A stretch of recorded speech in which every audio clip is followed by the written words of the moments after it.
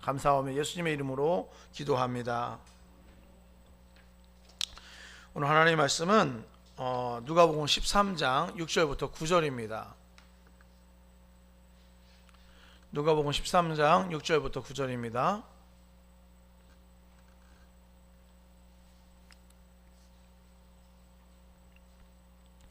제가 이제 여러분이 앉아 교독하도록 하겠습니다. 누가복음 13장 6절부터 9절. 누가복음 13장 6절부터 9절. 이에 비유로 말씀하시되 한 사람이 포도원에 무화과 나무를 심은 것이 있더니 와서 그 열매를 구하였으나 얻지 못한지라.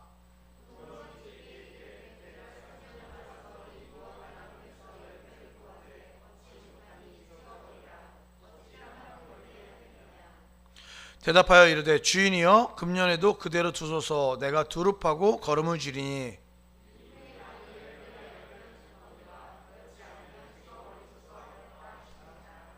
아멘. 오늘은 누가복음 13장 6절부터 9절의 말씀을 가지고 제목이 좀 약간 신성모독적인데 제목이 바보 같은 하나님이란 제목입니다. 이 본문은 좀 유명한 본문이죠. 이 본문은 유명한 본문이죠. 제가 유명한 본문을 이제 택할 때는 보통 일반적으로 제 나름대로 볼 때에는 사람들이 이렇게 알고 있는데 그것이 정말일까, 이런 어떤 그런 질문을 많이 합니다. 그래서 오늘 본문의 전통적인 해석은 이렇습니다. 죄악 속에 살다가 회개하지 않으면 3년이라는 시간을 참으시는 주님께서 결국에는 그 죄값을 물으신다, 이렇게 해석하는 경우들이 많이 있어요. 3년을 참으시는 하나님이죠. 3년을 참으시는 하나님. 우리가 보통 얘기할 때 3-4번, 내가 3번은 참는다, 3-4번은 참는다, 뭐 이런 말 하죠. 그렇게 이야기할 수 있겠죠. 보통 우리가 망하는 이유는 죄를 많이 지어서 망하는 것이 아니라 회개하지 않아서 망한다고 합니다. 하나님께서 3-4번은 참아주신다라는 의미로 이제 해석되곤 합니다. 또한 마지막에 찍어버리려고 그렇게 하는데도 본문에 보면은 포도원 지기가 말리는 장면, 이 장면은 하나님께서 다시 기회를 주실 수 있다는 의미로 의미를 담고 있습니다. 이것이 전통적인 해석이죠. 저는 그런데 이 전통적인 해석에 대해서 퀘스천을 찍고 이 본문을 유대인들의 생활율법, 그 다음에 유대인들의 생활습관, 그 다음에 유대인들의 삶의 정황, 뭐 전문적인 용어로 찌찐 레벤이라고 독일어를 쓰는데 삶의 정황이 이제 입각해서 봤을 때 이 본문은 도대체 무슨 의미인가를 이제 재해석해 보려고 합니다. 제가 다시 한번 읽어 드릴게요. 제가 왜 다시 한번 읽냐면 제가 요즘 건이랑 이제 그 국어 공부를 같이 하거든요. 국어 공부를 같이 해요. 근데 국어 공부를 하면서 제가 느낀 거예요. 뭘 느꼈냐면 요즘 아이들은 쭉 읽어요. 읽었는데 무슨 내용인지 몰라요. 제가 그걸 느껴요. 그리고 제가 우리 집은 그 하루에 한 장씩 성경을 읽거든요. 이제 일종의 가족 예배를 드릴 때 성경 한 장씩 읽는데 우리 가족이 같이 모여서 쭉 읽어요. 한 장을. 근데 쭉 읽어도 무슨 내용인지 몰라요. 그런 경우가 너무 많아. 지금 조금 전에 우리가 한 2분 전에 읽었는데 제 생각에 무슨 내용인지 모를 것 같아요. 다시 한번 제가 읽어드릴게요. 자세히 보세요. 성경을 잘 안다는 건 어려운 게 아니에요. 한 구절 한 구절 자세히 보는 겁니다. 그게 제일 중요합니다. 제가 읽어드릴게요. 한번 보세요. 이에 비유로 말씀하신대요. 주님께서 비유로 말씀하셨대요. 한 사람이 포도원에 무화과 나무를 심은 것이 있었다. 포도원에 무화과 나무를 심었답니다. 있더니 와서 그 열매를 구하였으나, 무화과 나무겠죠? 열매를 구하였으나 얻지 못했다. 포도원 지기에게 포도원 주인이 말하는 겁니다. 이르되 내가 3년을 와서 이 무화과 나무에서 열매를 구하되 얻지 못하니 찍어버리라. 어찌 땅만 버리게 하겠느냐. 이렇게 포도원 주인이 말하지요. 그러니까 포도원 지기가 말합니다. 8절. 대답하여 이르되 주인이여 금년에도 그대로 두소서. 내가 두릅하고 거름을 줄이니. 이후에 만일 열매가 열면 좋거니와 그렇지 않으면 그때 가서 찍어버리소서 하였다 하시니라. 다시 제가 이제 읽는 스타일 읽으니까 좀 낫죠? 아까보다는. 먼저 우리가 알아야 될 것이 있어요. 그것은 무엇이냐면 가치에 대한 이야기입니다. 가치. 유대인들 이 당시에 유대인들의 문화에 의하면 포도나무와 무화과나무는 가치가 다릅니다. 포도나무와 무화과나무는 가치가 다릅니다. 포도나무가 몇 배 더 가치가 있습니다. 왜 그러냐면 포도나무는 포도주를, 음료를 만들 수 있는 나무였기 때문에 포도나무가 몇 배나 더 가치가 있습니다. 그리고 무화과나무는 열매를 1년에 2번에서 5번 엄청 많은 열매를 맺는 그냥 이런 주변에 많은 나무가 무화과나무였어요. 그러니까 포도나무가 훨씬 더 가치가 더 귀한 존재입니다. 근데 첫 6절에 보니까 뭐라고 써 있어요? 한 사람이 포도원에 무화과나무를 심었다라는 것 자체, 이 말을 듣고 있던, 그 비유를 듣고 있던 그 유대인들은 이 장면에서 빵 터졌을 거예요. 뭐 말도 안 되는 소리를 하고 있어? 뭐 이런 겁니다. 뭐 말도 안 되는 소리를 하고 있어? 이렇게 빵 터졌을 가능성이 아주 높습니다. 광야 지역이었기 때문에 땅도 비옥하지 못하고 그 다음에 물도 많지 않아요. 그런 지역에서 포도원이라는 것은 엄청난 가치가 있는 곳이었어요. 근데 그 포도원에다가 무화과나무를 심겠다는 것은 말도 안 되는 일입니다. 말도 안 되는 일이었어요. 이제 바보스럽게 생각했을 가능성이 높아요. 야, 그런 바보가 어디 있어? 라고 이제 구경하던 사람들은 이야기했을 가능성이 아주 높습니다. 당연하죠. 더 가치 있는 일을 접고 가치가 없는 일을 하는 것을 볼 때 참 바보 같다, 이렇게 이야기를 하는 경우가 있습니다.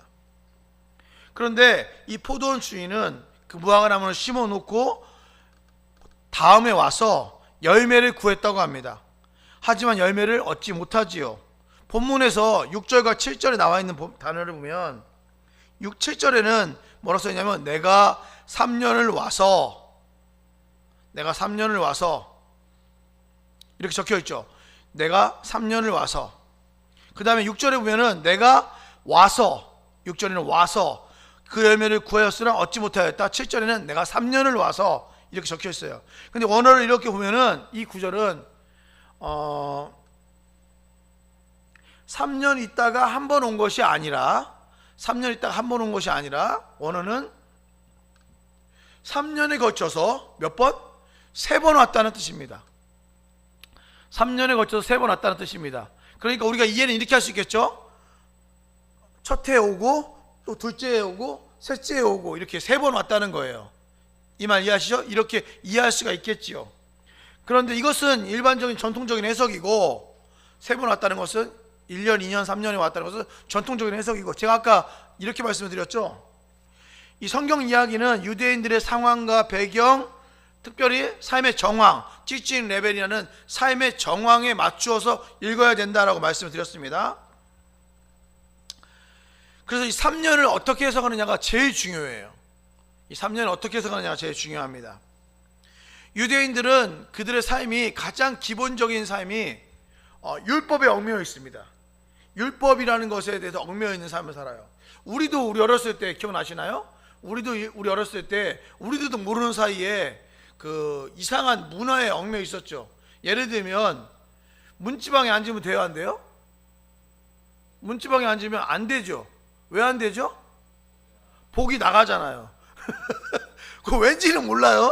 우리 지금 고등부 아이들은 지금 뭔 소리 하는 거야? 뭐 이런 느낌인데, 문지방에 앉으면 안 돼요. 문지방이 뭔지도 모르는 친구들이라 지금 문지방에 앉으면 복이 나가요. 문지방에 앉으면 안 돼요.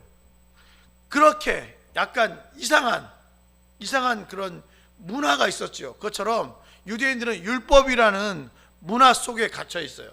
그 율법을 지켜야 되는 겁니다. 그것이 유대인들의 문화였어요. 그래서 율법이라는 틀 안에 있기 때문에 그들에게 있어서 가장 중요한 것은 율법을 지키는 삶이었습니다.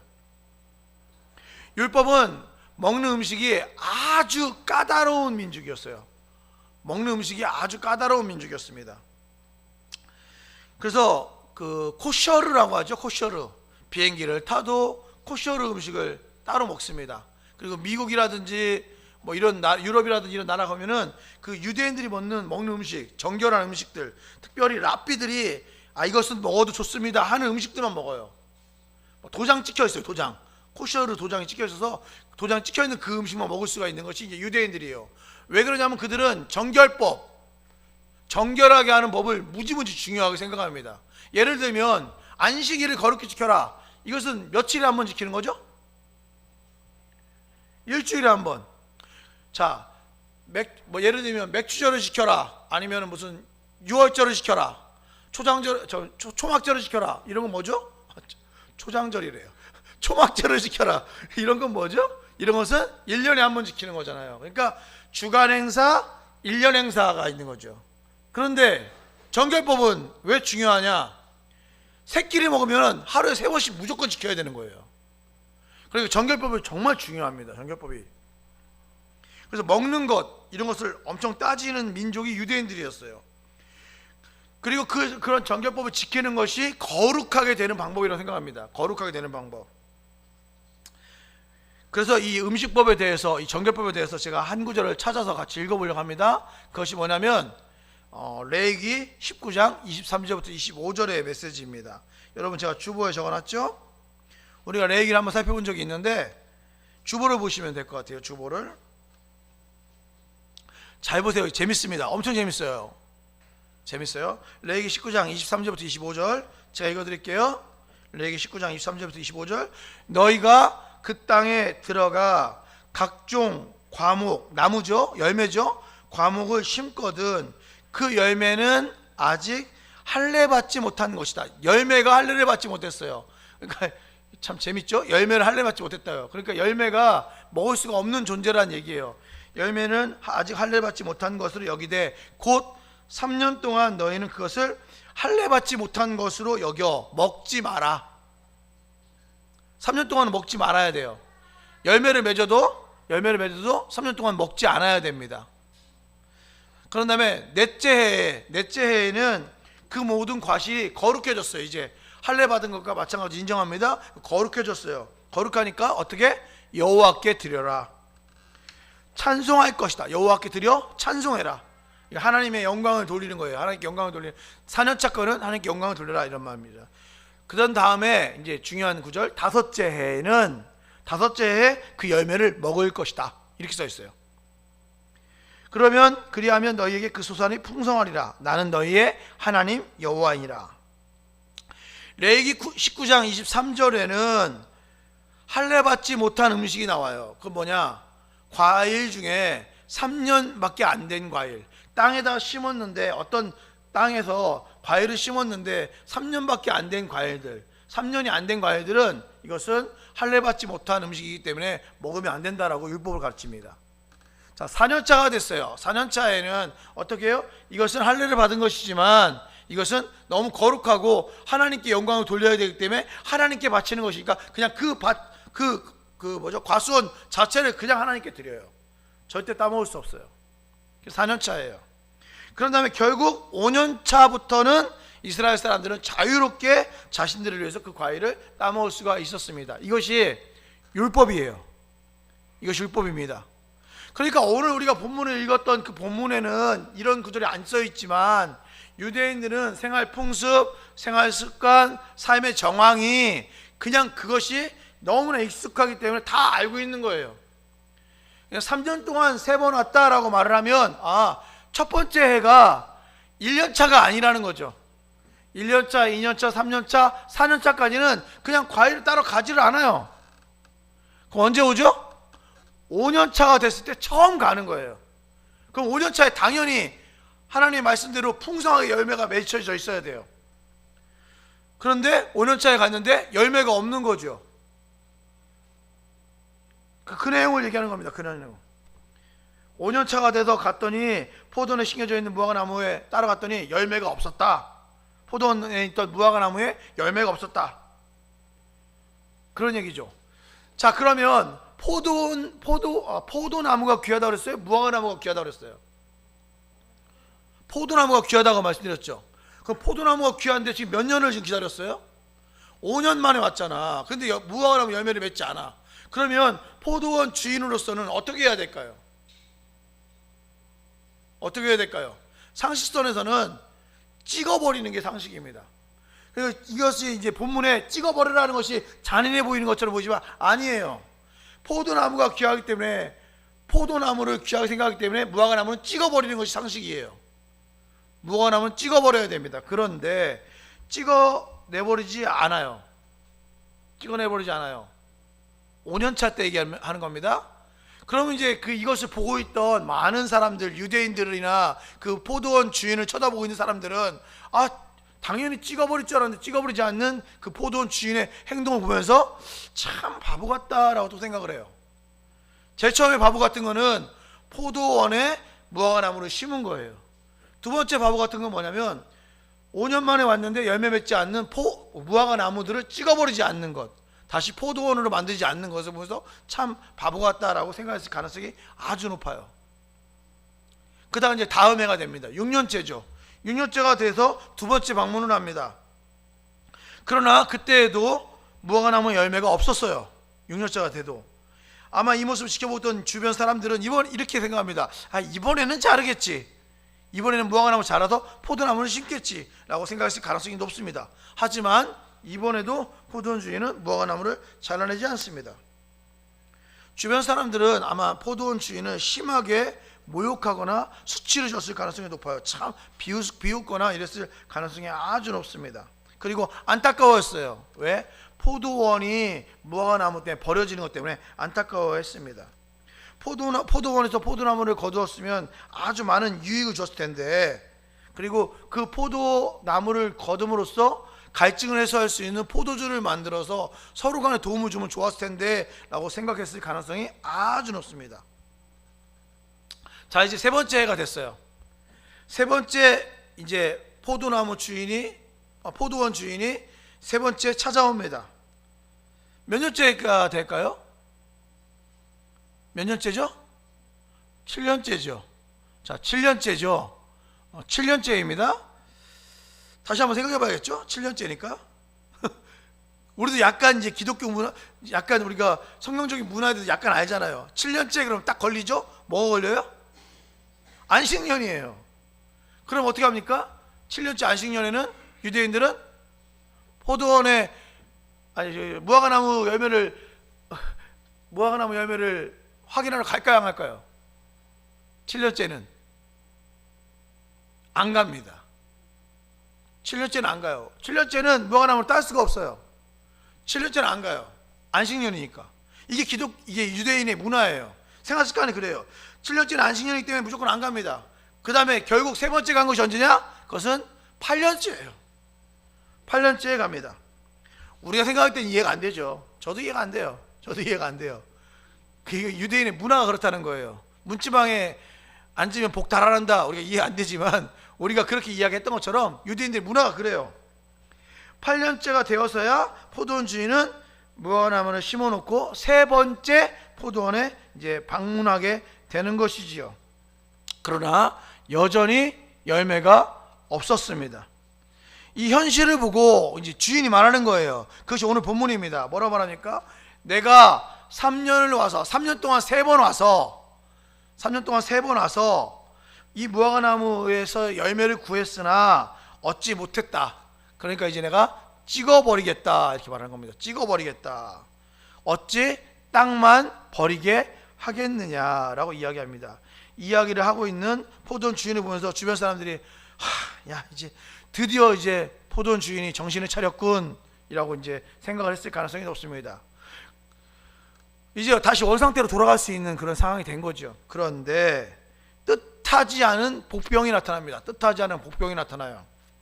이 뜻하지 않은 복병은 포도원 주인이 일을 시켰던 포도원 직이었습니다. 포도원에서 일하고 있던 사람이었어요. 포도원 직이. 8절 9절입니다. 보세요. 8절 9절. 대답하여 이르되 뭐라고 말합니까? 주인이여. 대답하여 이르되 주인이여. 포도원 직이가 하는 말입니다. 주인이여 금년에도 그대로 두소서. 내가 두릅하고 거름을 줄이니 이후에 만일 열매가 열면 좋거니와 그렇지 않으면 그때 가서 찍어버리소서 이렇게 했습니다. 이 말을 들은 다른 사람들은 충격을 받았습니다. 왜냐하면 지금까지 그 포도원 주인 때문에 엄청 나름대로 보면서 이것이 어떻게 될까 궁금했거든요. 그러면서 참 바보 같다 이렇게 얘기했는데 그 포도원 주인보다 더 바보 같은, 이제 드디어 찍어버리려고 하는데 포도원 주인은 마음 먹고도 찍어버리려고 하는데 더 바보 같은 포도원 지기가 나타나서 이렇게 말합니다. 주인이여, 금년에도 그대로 두소서. 내가 두릅하고 거름을 줄이니 이후에 만일 열매가 맺지 아니하면 그때 가서 찍어버리십시오 라고 말하니까 포도원 지기 때문에 그 구경하던 사람들은 더 충격을 받았을 가능성이 아주 높습니다. 이 오늘의 비유에 대한 이야기예요. 이 비유는 제가 별로 좋아하진 않지만 알레고리라고 하는 해석으로 하면 별로 제가 좋아하진 않지만 알레고리로 해석할 수 있는 아주 맞는 본문이라고 할 수 있어요. 이렇게 A는 B다 이렇게 대입할 때 딱 좋다는 거죠. 자 보세요. 포도원은 뭘 상징하냐면 이스라엘 사람을 상징합니다. 포도원은. 그리고 무화과나무는 누굴 상징하냐면 이방인을 상징합니다. 그리고 포도원 주인은 누굴 상징하죠? 하나님을 상징합니다. 포도원 지기는 누굴 상징할까요? 포도원 지기는 예수님을 상징합니다. 제가 알레고리를 별로 좋아하지 않지만 이 알레고리에 딱 맞는 해석이 가능한 본문 중에 하나예요. 이 비유는 전통적인 방법은 뭡니까? 3년을 기다리시는 하나님인데 3년을 기다리시는 하나님으로 해석할 때는 우리 하나님은 오래 참으시는 하나님이십니다. 그러나 결국에는 그 죄의 대가를 묻습니다. 열매 맺지 않으면 그 대가를 묻습니다. 이렇게 해석할 수 있는 본문이죠. 3년 동안 기다리시는 것이 오래 참으신 하나님이라면 오늘 그 문화적인 상황, 환경과 배경, 그 다음에 삶의 정황을 이해하고서 살펴보니까 8년을 기다렸대요. 8년을 기다리시는 하나님. 3년이 오래 참으신 하나님이면 8년은 뭡니까? 진짜 오래 참으시는 하나님이겠죠. 무슨 말씀인지 아시겠죠? 저는 그래서 오늘 설교 제목을 바보 같은 하나님, 다른 말로 말하면 진짜 오래 참으시는 하나님, 뭐 이렇게 해석한 것입니다. 이 비유 속에서 하나님은 기대할 것 없는 무화과 나무에 대해서 한없이 기다리면서 한없이 참으십니다. 자 보세요. 선민 이스라엘, 포도나무죠. 선민 이스라엘, 포도나무가 열매를 맺지 않았으면 좀 오래 기다려줄 수가 있습니다. 그러나 가치 없는 무화과 나무예요. 무화과 나무는 한 번 봤을 때 5년이죠. 5년 만에 왔을 때 열매를 맺지 않으면 찍어버리는 것이 상식적입니다. 그러나 계속해서 5년, 6년, 7년 지나서 8년까지 기다려주시는 것을 그 당시 사람들은 이해하기가 참 힘들었습니다. 이렇게 바보 같은 행동을 하신 분이 바로 하나님이라는 거예요. 이 하나님의 바보 같으신 행동 때문에 자신을 무화과나무로 인식하고 있는 그들에게는 이것이 한없는 은혜가 되는 겁니다. 야, 이 정도 잘못했으면 하나님 날 찍어버릴 텐데 라고 생각하는 그 무화과나무 같은 존재들, 우리들이죠. 그런 존재들에게는 감당할 수 없는 큰 은혜로 다가옵니다. 하나님이 어떻게 해요? 아주 오래 참으시는 것입니다. 참으시는 것입니다. 그러다가 하나님께서 기다리다가 지쳐서 내가 이번에는 진짜 찍어버릴 것이다, 베어버릴 것이다 라고 말씀하신 다음에 찍어버리려고 마음 먹으셨을 때 그때 딱 나서는 분이 있죠. 포도원 지기이신 예수님. 예수님이 딱 나서서 두 팔로 딱 막습니다. 그리고 뭐라고 말합니까? 그대로 두소서. 주인이여, 올해도 그대로 두소서. 그리고 한 번 더 지켜봐 주세요. 한 번만 더 참아주세요. 이렇게 이야기하시는 분이 있다. 그분이 바로 예수님이시다. 뭐 이렇게 이해하는 것이 좋습니다. 제가 본문 구절을 연구하면서 그 중요하게 생각하는 구절이 두 구절이 있어요. 하나는 뭐냐면 8절에서 사용되는 단어인데 그대로 두소서라는 단어입니다. 그대로 두소서. 그대로 두소서에서 두소서라는 의미가 이제 원어는 아피에미라는 단어를 써요. 아피에미. 그대로 두소서. 근데 이 아피에미가 뭐냐면 언제 쓰이는 단어냐면 예수님께서 십자가에 달려서 돌아가실 때 아버지 하나님, 저들의 죄를 용서해 주소서. 저들은 자신들이 하는 짓을 알지 못합니다 라고 얘기할 때 용서해 주세요 라고 말할 때 그 단어랑 같은 단어예요. 아피엠이. 그러니까 그대로 두소서는 한 번만 더 용서해 주세요 라는 뜻이에요. 용서해 주세요. 금년에도 용서해 주세요 라는 뜻이라는 거예요. 그대로 두세요 라는 말은 금년에도 용서해 주세요 라는 뜻입니다. 그러니까 참 의미가 크죠. 그대로 두소서. 또 한 단어가 있어요. 거름이라는 단어예요. 거름.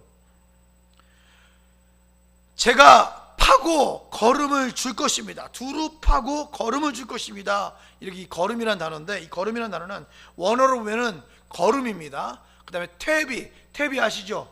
퇴비. 그 다음에 민망하지만 뭐 원어니까 똥이라는 단어예요. 똥. 그러니까 여러분 똥을 거름으로 쓰는 거 잘 아시죠? 옛날에 우리가 저는 경험을 한 적이 없지만 제가 어렸을 때는 그런 말이 많았어요. 똥찌개진다 뭐 이런 말이 있었어요. 그걸 이렇게 져가지고 가가지고 이제 뿌리는 거죠. 거름이로 주는 거죠. 거름으로. 근데 이 거름이라는 단어가 코프리아라는 단어인데, 이 단어가 똥이라고도 쓰이면서 쓰이는 단어가 있어요. 그게 뭐냐면 죽음이라는 단어예요. 죽음. 같은 말이에요. 자, 보세요. 어떻게 하면 거름이 되죠? 죽어야 거름이 됩니다. 죽어야 거름이 돼요. 그래서 같은 의미로 쓰이는 거죠. 거름, 퇴비, 똥, 죽음. 같은 의미로 씁니다. 죽어야 거름이 됩니다. 두릅하고 내가 거름을 주겠다. 이 말은 내가 죽을 만큼 최선을 다하겠다. 다른 말로 하면 내가 죽음으로써 거름이 되겠다. 그 가족사진이라는 노래 있죠? 김진호 씨가 부른 노래. 그 노래 보면은 와 진짜 막 너무 감동적. 저는 그 노래 들을 때마다 눈물 나요. 거기서 이런 말 있죠. 우리 부모님이 나를 위해서 거름이 되어서 내가 이렇게 산다, 이런 표현이 있어요. 그렇죠? 그러니까 부모님이 나를 대신해서 죽는 거죠. 죽어서 내가 살게 한다는 그런 표현이 있는데, 지금 예수님께서 이렇게 표현하는 겁니다. 내가 거름을 주어서 내가 이 열매를 맺게 하겠습니다. 이 말은 내가 죽어서라도 열매를 맺게 하겠습니다 라는 단어를 의미합니다. 열매 맺지 못하는 우리의 삶을 대신해서 예수님이 죽어서라도 열매를 맺게 하겠다라는 의미가 담겨져 있는 거죠. 정리하고 마치겠습니다. 포도원에 포도나무가 있었는데 그 포도나무를 찍어버리고 다 이제 비켜내고 거기에 무화과나무를 심으신 하나님. 다른 표현으로 말하면 이스라엘이 있는데 이스라엘을 비켜내고 하나님 나라의 유업을 잊지 못하는 그 이방인들을 그 자리를 대신시키신 하나님. 그 무화과나무들에게서 회개를 기대하시고 어떤 열매를 기대하셨는데, 그 열매를 통해서 하나님의 나라의 유업을 잊기를 바랬는데 전혀 열매 맺지 못하는 그 무화과나무, 그리고 그것을 지켜보시는 하나님. 결국에는 하나님께서 그 포도원 주인이 그 열매를 무화과나무를 찍어버리려고 결심했던 우리 하나님. 그런데 그 앞을 가로막는 포도원 치기, 즉 예수님. 이것이 오늘의 그림입니다. 그리고 이 모습이 바로 우리들의 모습입니다. 저는 오늘 설교 내용을 가지고 마지막에 제가 너무 좋아하는 조나단 에드워즈 목사님의 가장 그 유명한 그 설교 원고를 읽어드리려고 합니다. 이 설교 원고는 너무나 그 명필이라 그 미국의 교과서에 실려 있는 설교 원고예요. 제목이 뭐냐면 진노한 하나님의 손에 붙들린 죄인들. 제가 지금까지 우리 교회 한 10년 동안 한 3번 정도는 읽어준 것 같아요.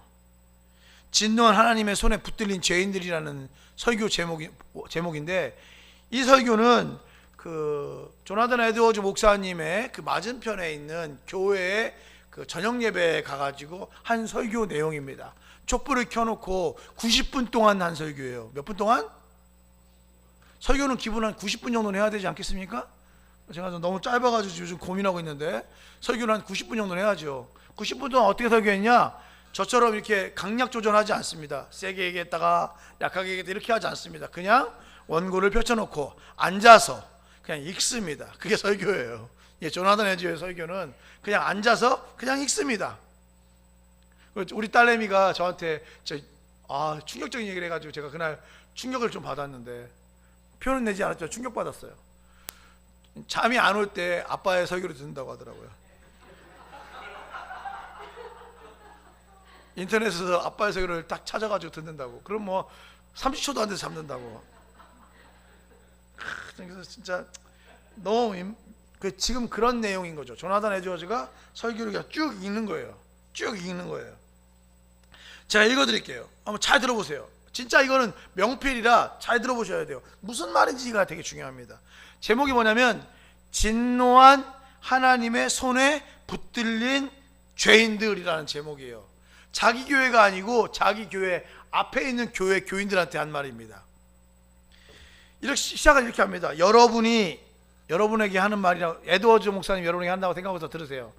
여러분이 이 자리에 나와서 예배를 보고 있습니다마는 하나님께서는 지옥에 있는 영혼들을 향해서 진노하시는 것보다 더 오늘 이 자리에 앉아 계시는 여러분들을 향해서 더 진노하신다는 사실을 아시기 바랍니다. 이게 첫 멘트예요.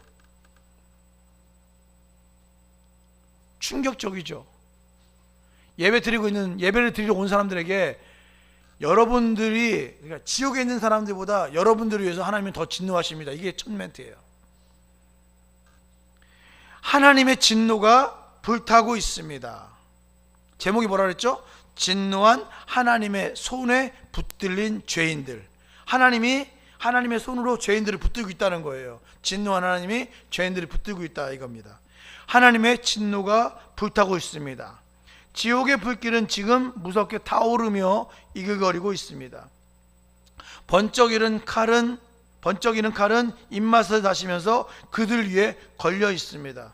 그리고 구덩이는 그들 아래에서, 지옥의 구덩이죠. 구덩이는 그들 아래에서 아가리를 벌리고 있습니다.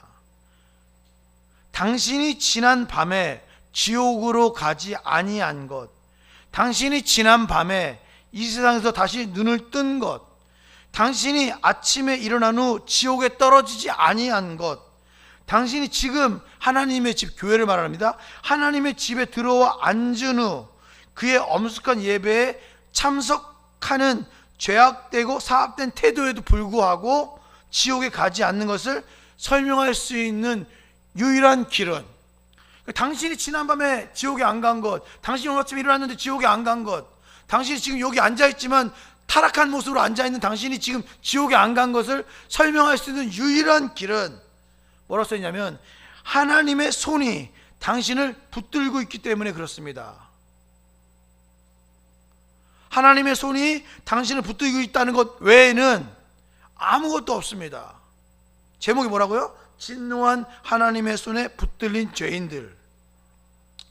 그러나 이 하나님이 붙들고 있는 이 손을 거두시면 떨어지는 바윗돌을 거미줄이 멈추게 할 수 없는 것과 같이, 떨어지는 바윗돌을 거미줄이 멈추게 할 수 없는 것과 같이 여러분은 즉시 굴러 떨어져 지옥의 끝없는 구덩이로 빨려 들어갈 것입니다. 이게 시작이에요. 이게 조나단 에드워즈의 설교의 시작입니다. 사랑하는 성도 여러분, 하나님은 진노하십니다. 근데 그 하나님의 진노는 하나님이시기에 정의롭습니다. 그리고 그 진노를 막을 수 있는 방법은 없습니다. 어느 누구도 하나님의 진노에 반기를 들 수가 없어요. 이렇게 말합니다. 내가 3년을 와서 이 무화과 나무에서 열매를 구하되 얻지 못하니 찍어버리겠다.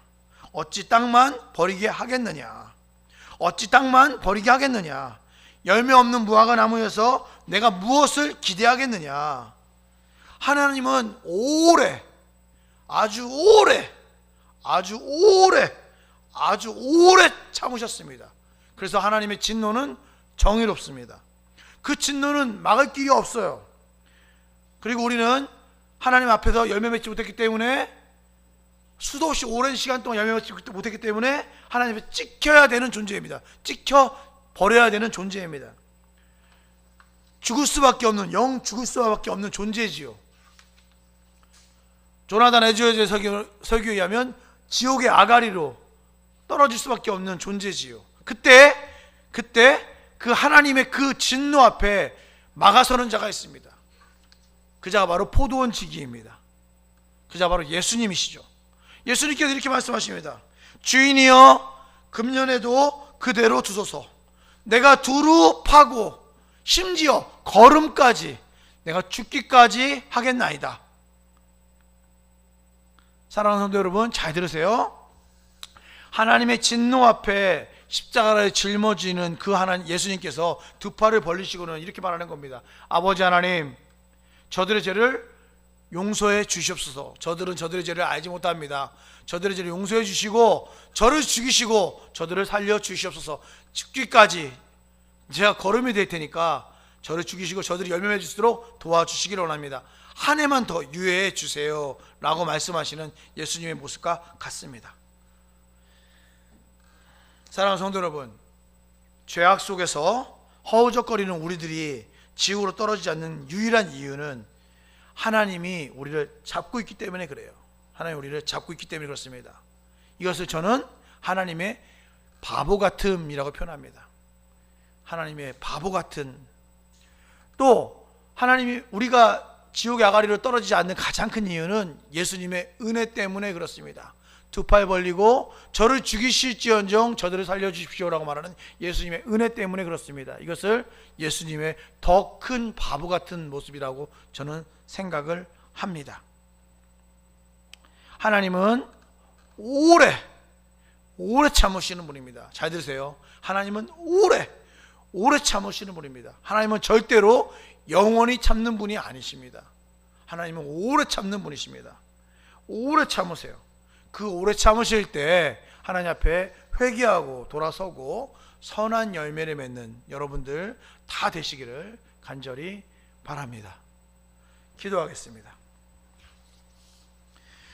할렐루야. 존귀하신 주님, 열매 맺지 못하는 무화과 나무를 보면서 하나님께서 진노하시고 결국에는 찍어버리려고 했던 것처럼 우리들을 지켜보시면서 하나님께서 마음이 아파 힘들고 어려운 과정 속에서 오래 참으심으로 우리를 지켜보시다가 우리를 찍어버리려고 하실 때가 있음을 고백합니다.